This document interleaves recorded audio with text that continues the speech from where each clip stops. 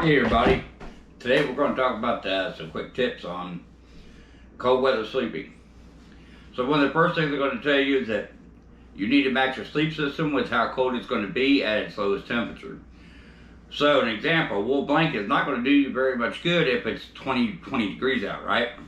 So you actually need a good sleeping bag that is rated for at least 20 degrees. I would always suggest the colder it is, the more that you're going to want a 0 degree bag. It just makes more sense. You can always crawl out of the sleeping bag and cool off, but it's really hard to actually pick your body heat up and sleep comfortably. On the other hand, if you know that this is going to be a nice warm night, let's say 70 degrees, it's going to be your low, taking a woobie or taking a wool blanket should do you just fine. You can always double those two up. I'll put a card up here to link to a shoulder roll to show you guys how you can do that and make it lightweight and still take just a haversack. If you want to sleep warmer with to increase the heat inside of your sleeping bag, you can always take a bottle of water, warm it up, and stick it down in there. Don't get it so hot that it's going to burn you during the night or ruin your sleeping bag, but you can definitely get one warmed up enough to get your feet down there, keep your feet warm. Another thing about cold weather sleeping is not to wear extremely tight socks. Extremely tight socks can definitely cause issues. So one of the issues is going to be they can swell up overnight, start cutting off circulation. So that's kind of a deal with that, especially if you're hiking in. So have some bedtime socks at least, if nothing more. Same thing with not sleeping with your shoes on. Your feet can actually swell up that way and become painful. And then when you try to get that boot off, they may not want to come off. So keep that in mind as well. Wearing a nice beanie to bed is a good idea too. Keep your heat in around your head.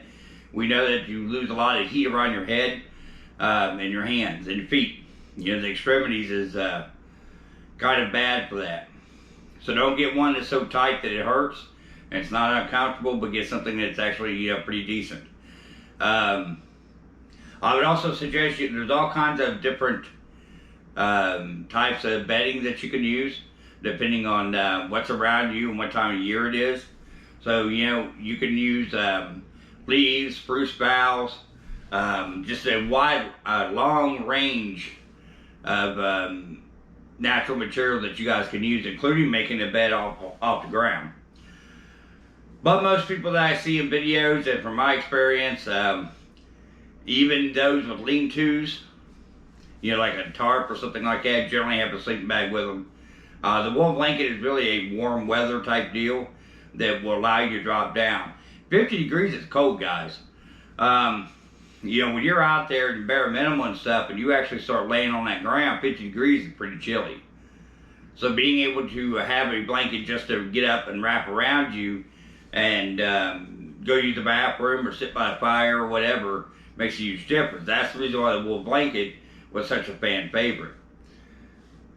But, again, depending on the circumstances, you can still get you a nice down sleeping bag, and it could be lightweight and definitely will outdo the wool blanket. So there's a balance on what you want to do when you're sleeping cold, and use technology that we have today and weigh it up against the primitive wool blanket and woobie and see which one is better for you depending on your temperature. Stay safe, stay armed, stay free. Talk to you guys later. GoPro, stop recording.